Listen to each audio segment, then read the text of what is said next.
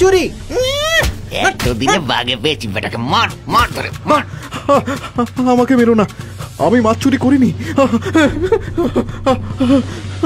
মাছ চুরি করিসনি তো জাল ফেলছিলি কি কচুরি পানা ধরতে? বেটা মিথ্যেবাদী চোর। তোমরা বিশ্বাস করো, আমি সত্যি মাছ চুরি করিনি, সত্যি বলছি। কি ব্যাপার, কি করছো তোমরা? আরে নায়েব মশাই, দেখুন না, এই মাছ চুরি করতে এসেছিল, ধরেছি বেটাকে।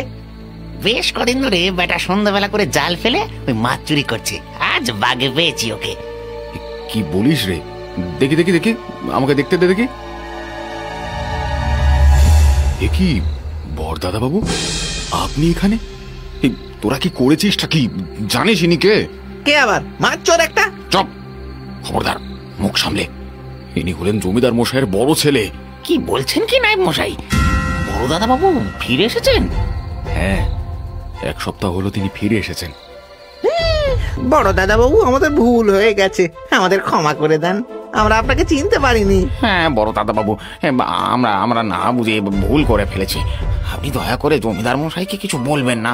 ঠিক আছে ঠিক আছে, তোমাদেরও ভুল নেই। এত বছর বাদে গ্রামে এসেছি, তোমরা চিনবে না এটাই তো স্বাভাবিক। তবে নায়েব মশাই না এলে আজ যে কি হতো। সে কিভাবে মেরেছে। চলুন বড় দাদা বাবু, জমিদার বাড়িতে চলুন, আপনার শুশ্রূষা প্রয়োজন।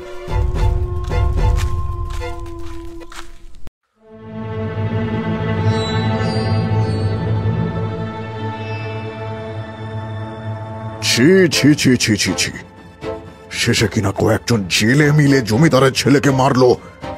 এই দিন দেখাও বাকি ছিল আমার। আসলে ওরা তো বড় দাদা বাবুকে চেনে না, উনি এত বছর নিরুদ্দেশ ছিলেন, তাই আর কি। হয়েছে হয়েছে, তোমাকে তাদের সালিশি গাইতে হবে না। মহেশ্বর, তুমি বা এই রাত দুপুরে জাল ফেলতে গিয়েছিলে কেন? অপরাধ নেবেন না দাদা বাবু, জেলেরা বলছিল আপনি নাকি 2-3 দিন ধরেই রাতের বেলা জাল ফেলছেন। কি বলছো কি নায়েব? মহেশ্বর, তোমার যদি মাছ খেতে ইচ্ছে হয় বা ধরতে ইচ্ছে হয়, তুমি আমাদের জমিদার বাড়ির পুকুরে জাল ফেলো। কিন্তু আমি যে মাছ ধরার জন্য জাল ফেলিনি বাবা। মাছ ধরার জন্য জাল ফেলোনি? তবে কিসের জন্য জাল ফেলেছিলে? হাঁড়ি কাঠ খোঁজার জন্য। হাঁড়ি কাঠ? কি আবল তাবল বকছো তুমি? হ্যাঁ বাবা, ওই হাঁড়ি কাঠ আমায় যে খুঁজে পেতেই হবে, নইলে অনেক বড় বিপদ হয়ে যাবে। বিপদ? হাঁড়ি কাঠ? এসব কি বলছো তুমি? আমি তো কিছুই বুঝতে পারছি না মহেশ্বর। বেশ, তবে ব্যাপারটা প্রথম থেকেই বলি। তুমি তো জানোই বাবা, ছোট থেকেই আমার পুজো আর্চার শখ ছিল। তন্ত্র সাধনার বিভিন্ন বিষয় সম্পর্কে শেখার খুব আগ্রহ ছিল আমার। তাই তো মাত্র 15 বছর বয়সেই জমিদারির মায়া ত্যাগ করে বাড়ি ছেড়ে বেরিয়ে পড়ি এক তন্ত্র। বহু জায়গা ঘুরে আমি এক অঘোরী তান্ত্রিকের দেখা পাই এক গ্রামে। কে তুই? কেন এসেছিস সেখানে? কি চাই তোর? আমার নাম মহেশ্বর, আমি আপনার শিষ্য হতে চাই বাবা। আমি শুনেছি তন্ত্রবিদ্যায় আপনার মতন পারদর্শী আশেপাশের এলাকায় আর একজনও নেই। আমি আপনার থেকে তন্ত্র সাধনা শিখতে চাই। শিষ্য হবি, তন্ত্র সাধনা শিখবি? তোর শখ তো কম নয় বেটা। যা যা, বাড়ি যা, এখানে ওসব হবে না। আমাকে তাড়িয়ে দেবেন না বাবা, বড় আশা নিয়ে আমি আপনার কাছে এসেছি, আমাকে তাড়িয়ে দেবেন না। ওরে, তন্ত্র সাধনার পথ বড় কঠিন, কঠোর সংযম লাগে এতে। তোদের মতো ফোজকে ছেলে বুলেদের দিয়ে এসব হবে না। শুধুমাত্র তন্ত্রের টানে আমি বিশাল জমিদারি ছেড়ে পথে নেমে এসেছি বাবা। এবার যদি আমি আমার এই ইচ্ছে পূরণ করতে না পারি, তবে এ জীবন রেখেও কোনো লাভ নেই। বেশ বেশ বেশ, তুই যখন এত করে বলছিস তখন থাক আমার কাছে।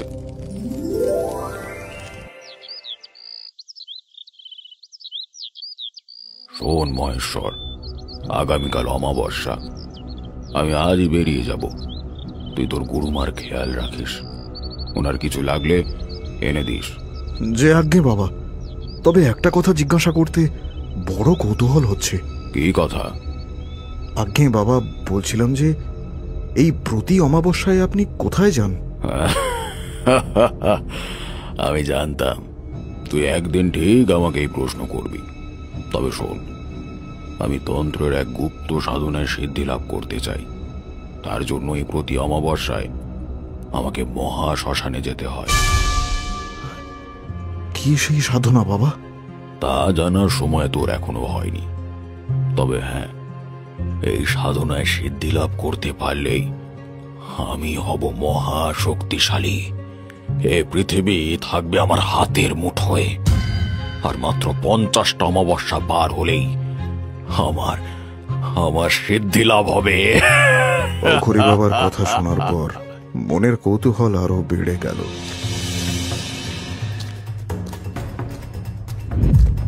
কি সেই গুপ্ত সাধনা জানার জন্য অঘরী বাবার পিছু পিছু গিয়ে পৌঁছালাম মহা শ্মশানের এক পরিত্যক্ত জায়গায়। বাবা সেখানে রাতের বেলায় সাধনা শুরু করলেন। পরের দিন সন্ধে অবধি চলল সাধনা।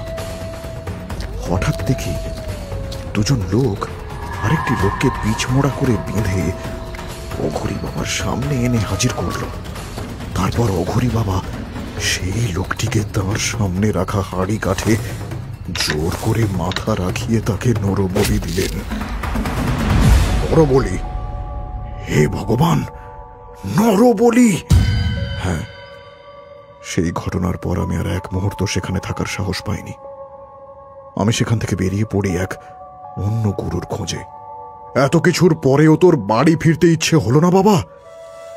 সংসারের প্রতি কোনো টানই যে কখনো আমি অনুভব করিনি বাবা। আমি শুধু চেয়েছি একজন সিদ্ধ পুরুষ হয়ে এই জগতের মঙ্গল করতে। এরপর আপনি নতুন গুরুর খোঁজ পেলেন, আর ওই অঘরী বাবা অমন নরবলি দিচ্ছিলেন কেন? পেলাম বই কি, প্রকৃত গুরুর সন্ধানে আমি পৌঁছে যাই হিমালয়ে, আর সেখানেই আমি আমার গুরুদেবের সন্ধান পাই।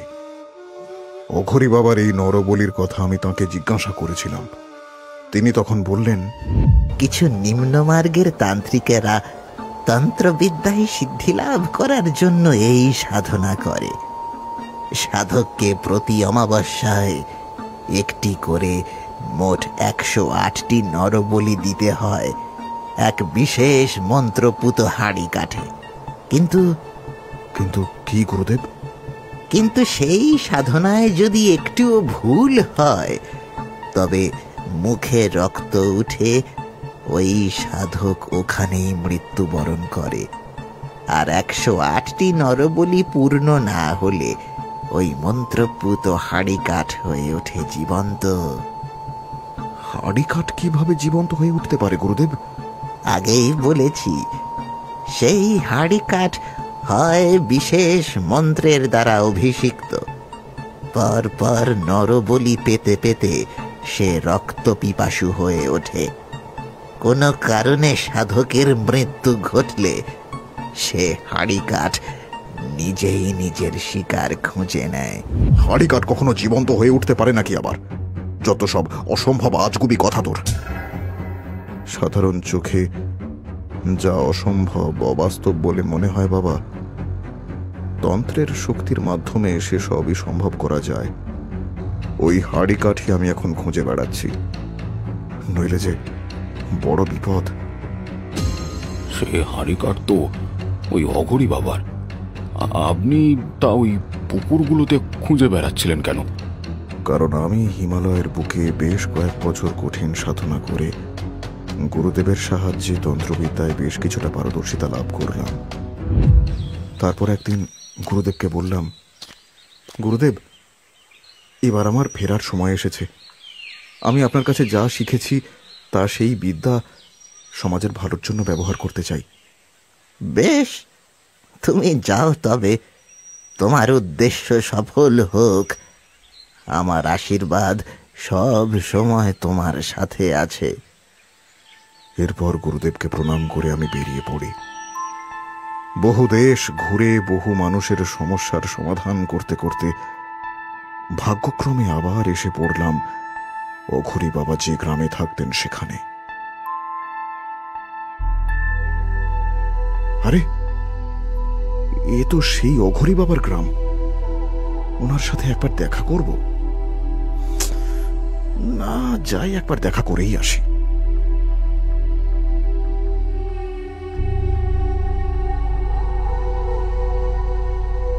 বাবা, বাবা বাড়ি আছেন? কে? আমি মহেশ্বর। গুরুমা, আমাকে চিনতে পারছেন? না বাবা, তোমাকে তো ঠিক চিনতে পারছি না। আজ থেকে বেশ কয়েক বছর আগে আমি অঘরী বাবার শিষ্যত্ব গ্রহণ করেছিলাম। তারপর একটা কারণে আমি এখান থেকে চলে যাই। আজ হঠাৎ করেই আমি এই গ্রামে এসে পড়লাম, তাই ভাবলাম ওনার সঙ্গে একবার দেখা করে যাই। ও, এবার মনে পড়েছে। কিন্তু তোমার অঘরী বাবার সাথে যে আর দেখা হবে না বাছা। কেন গুরুমা, উনি কি কোথাও গেছেন? তোমার অঘরী বাবা আর বেঁচে নেই। কি বলছেন আপনি গুরুমা? এসব কি করে হলো? কি আর বলবো, সবই আমার কপালের ফের। এই তন্ত্র সাধনাই ওকে শেষ করে ফেললো। মানে আমি তো কিছুই বুঝতে পারছি না। তুমি জানো না বাবা, তোমার অঘরী বাবা এক কঠিন সাধনা করছিলেন সিদ্ধি লাভের জন্য। এর জন্য তিনি নরবলি দিতেও পিছপা হননি। আর মাত্র 4টে অমাবস্যা পার হলেই তিনি সিদ্ধি লাভ করতেন। কিন্তু তার আগেই যজ্ঞে একটা সামান্য ভুলে তার জীবন চলে গেল। তার মানে গুরুদেব ঠিকই বলেছিলেন। হে ভগবান, কি থেকে কি হয়ে গেল? আচ্ছা গুরুমা, ওনার পূজার সামগ্রী, হাড়ি কাঠ, ওগুলো সব কোথায়? ও সব আমি নদীতে ভাসিয়ে দিয়েছি বাবা। কি লাভ ওগুলো ঘরে রেখে? সেই হাড়ি কাঠ হয় বিশেষ মন্ত্রের দ্বারা অভিষিক্ত। পর পর নরবলি পেতে পেতে সে রক্ত পিপাসী হয়ে ওঠে। কোনো কারণে সাধকের মৃত্যু ঘটলে সেই হাড়ি কাঠ নিজেই নিজের শিকার খুঁজে নেয়। নদীতে ভাসিয়েছেন? কোন নদী? এই তো আমাদের গ্রামের পাশ দিয়ে যে নদী বয়ে যাচ্ছে সেখানেই। কিন্তু তুমি এসব কেন জিজ্ঞেস করছো? না কিছু না, এমনি। আচ্ছা যাই হোক গুরুমা, আজ আমি উঠি। হ্যাঁ, আপনি সাবধানে থাকবেন। যে নদীতে গুরুমা সেই হাড়ি কাঠ ভাসিয়েছেন তা আমাদের গ্রামের উপর দিয়েও বয়ে গেছে। তাই আমি খুঁজতে খুঁজতে এখানেও এসে পড়ি, আর সব জলাশয়গুলোতে খুঁজতে থাকি। কিন্তু আজ পর্যন্ত তার কোনো খোঁজ আমি পাইনি। আগামীকাল অমাবস্যা, জানি না এবার সে কাকে স্বীকার করবে। তোমার সব কথাই শুনলাম, তবে সত্যি বলতে মহেশ্বর, তুমি জানো আমি এসব তন্ত্রে মন্ত্রে বিশ্বাস করি না। আর এসব জীবন্ত হাড়ি কাঠ আমার কাছে আজগুবি গল্প ছাড়া আর কিছুই নয়। কিন্তু বাবা, আমার গুরুদেব কখনো মিথ্যে বলেন না। ওসব কথা ছাড়ো, তুমি বরং এখানে থাকো, জমিদারি দেখো, আর এসব তন্ত্রের ভূত মাথা থেকে নামিয়ে ফেলো। নায়েব, চলে এসো। এদিকে গ্রামের অন্য প্রান্তে অমাবস্যার নিকষ কালো অন্ধকার ভেদ করে এক ছায়ামূর্তি হেঁটে চলেছে।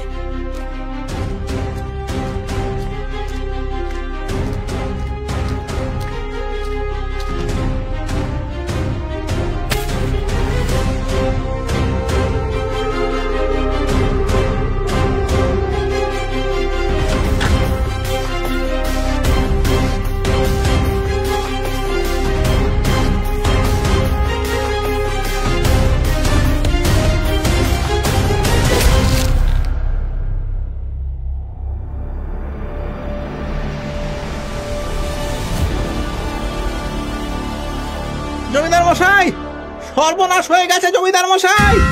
কেন রে, কি হলো? এমন করছিস কেন? আমাদের প্রতিবেশী মনোহরের বউ, ওর গলা কাঁচা লাশ পাওয়া গেছে ওর বাড়ির সামনে। কি বলছো কি তুমি? সে তার শিকার শুরু করে দিয়েছে, এই গ্রামেই সে আছে। আপনি কার কথা বলছেন বড় দাদা বাবু? ও কিছু না, হয়তো কোনো চোর ডাকাতের কাজ। তুমি বাড়ি যাও, আমরা দেখছি। বাবা, আমি আবারও বলছি, আমার কথা তুমি বিশ্বাস করো। এরপর এই মৃত্যু খেলা কেউ আটকাতে পারবে না। না না না মহেশ্বর, তোমার কথা আমি মানতে পারছি না। এ নিশ্চয়ই কোনো ডাকাতের কাজ। নায়েব, আগে জমিদার মশাই।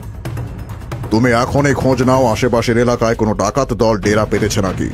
হ্যাঁ, আমি এক্ষুনি খোঁজ নিচ্ছি জমিদার মশাই। এরপর কেটে গেল আরো 2 মাস, আরো 2 অমাবস্যা।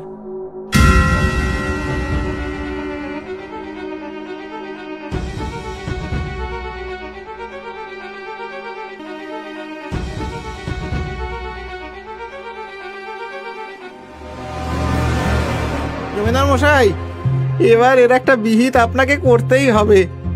পর 3 মাসে 3টি মৃত্যু একইভাবে। এই যে কোনো ডাকাত দলের কাজ নয় সে তো বুঝতেই পারা যাচ্ছে। নিশ্চয়ই কোনো অশরীরীর কোপ পড়েছে আমাদের গ্রামের ওপর। এই এসব আজগুবি কথা না ভেবে তোমরা একটু শান্ত হও, আমি দেখছি কি করা যায়। আজগুবি কথা নয় জমিদার মশাই, প্রতি অমাবস্যার রাতে ঘটনা ঘটছে। আগামীকাল আবার অমাবস্যা, না জানি আমাদের মধ্যে কার জন্য মৃত্যু অপেক্ষা করে রয়েছে। তোমরা চিন্তা করো না, আমি তোমাদের কথা দিচ্ছি, আর এই গ্রামে কোনো মৃত্যু ঘটতে দেব না। আমি আগামীকাল এক যজ্ঞ করব, তারপরেই সব রহস্যের সমাধান হবে। তোমরা এখন যাও।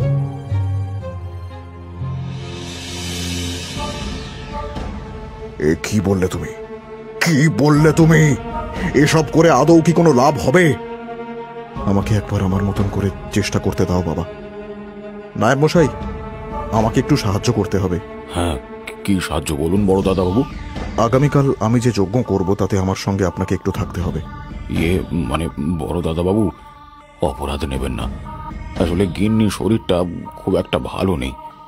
রাতের বেলা যদি সাথে না থাকি আর ভালো মন্দ কিছু একটা হয়ে যায়, মানে তাই বলছিলাম যে। না না না নায়েব না, তুমি বাড়িতেই থাকো। মহেশ্বর যখন যজ্ঞ করবেই আমি অন্য কাউকে তোমার সঙ্গে থাকতে বলে দেব। ওম হ্রিম শ্রীম বহ্নি জগাই দিব্যাই স্বাহা। ওম হ্রিম শ্রীম বহ্নি জগাই দিব্যাই স্বাহা।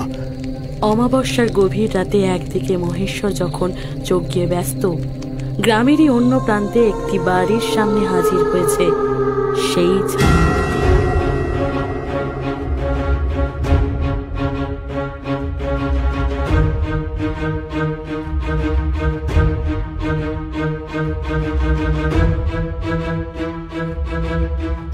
সেই ছায়ামূর্তি খড়গ উদ্যত করে কোপ বসাতেই যাবে এমন সময় ওম মহাকাল্যৈ চ বিদ্মহে শ্মশানবাসিন্যায় চ ধীমহি তন্নঃ কালী প্রচোদয়াৎ।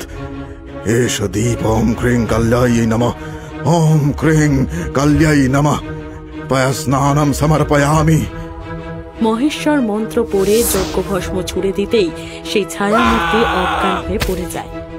তখন মহেশ্বর তার কাছে গিয়ে হাতের লণ্ঠন উঁচিয়ে দেখে সেই ছায়ামূর্তি আর কেউ নয়, বরং নায়েব মশাই। আমার সন্দেহই তবে ঠিক হলো।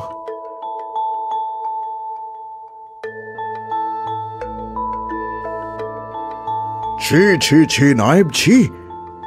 শেষে তুমি কি না এইসব করলে? আমি তোমাকে এত বিশ্বাস করি আর তুমি একজন খুনি। বিশ্বাস করুন জমিদার মশাই, আমি কিছু করিনি। আমি কিছু জানি না। মিথ্যে কথা। উনি সত্যি কথা বলছেন বাবা। কি বলছো কি তুমি মহেশ্বর? বাবা, আমি আগেই তোমাদের বলেছিলাম যে সেই মন্ত্রপুত হাড়িকাঠ নিজে নিজের শিকার খুঁজে নেয়, সেই সাথে সে খুঁজে নেয় তার বাহক। মানে ওই হাড়িকাঠ তাকে নিজের বশে করে নেয় এবং সেই সময় সেই বাহকের বাহ্যিক পৃথিবী সম্পর্কে কোনো জ্ঞান থাকে না। নায়েব মশাইয়ের ক্ষেত্রেও তাই হয়েছে। উনি জানতেনই না যে উনি কি করছেন। কিন্তু নায়েব, তুমি এই হাড়িকাঠ পেলে কোথায়? জমিদার মশাই, বড় দাদা বাবু আসার আগে আমি একদিন নদীর ওপারের গ্রামে আমার এক আত্মীয়ের বাড়ি গিয়েছিলাম। ফেরার সময় আমাদের নদীর ঘাটে এই সিঁদুরে মাখামাখি হাঁড়িকাঠ নজরে পড়ে আমার। এরপর সেই হাঁড়িকাঠ আমি বাড়িতে নিয়ে এলাম। তারপর আমার আর কিছু মনে পড়ছে না জমিদার মশাই। কারণ তারপর আপনি আর নিজের মধ্যে ছিলেন না নায়েব মশাই। ওই হাড়ি কাঠ আপনাকে নিজের বশে করে প্রতি অমাবস্যায় নিজের শিকার খুঁজে নিয়েছিল। কিন্তু মহেশ্বর, তুমি বুঝলে কি করে যে ওই ব্যক্তি নায়েবই? আসলে আমি যতবার হাড়ি কাঠের কথা তুলতাম ততবার দেখতাম নায়েব মশাই কেমন যেন ছটফট করেন। এরপর গত অমাবস্যার পরের দিন তিনি যখন জমিদার বাড়িতে আসেন তখন ওনার পাঞ্জাবিতে রক্তের দাগ দেখে আমার সন্দেহ আরো দৃঢ় হয়। তারপর যখন গতকাল নায়েব মশাইকে আমার সাথে পুজোয় থাকতে বলি, উনি স্ত্রীর অসুখের অজুহাতে থাকবেন না বলাতে আমি বুঝি আমার সন্দেহই ঠিক। তাই রাতে তোমরা যখন ভাবছিলে আমি যজ্ঞ করছি, তখন পুজো অসমাপ্ত রেখেই আমি নায়েব মশাইয়ের বাড়ির সামনে গিয়ে লুকিয়ে থাকি। রাত বাড়তেই তিনি সেই হাড়ি কাঠ হাতে বেরোলে তার পিছু নিয়ে এই মৃত্যুর লীলা খেলা আমি বন্ধ করি।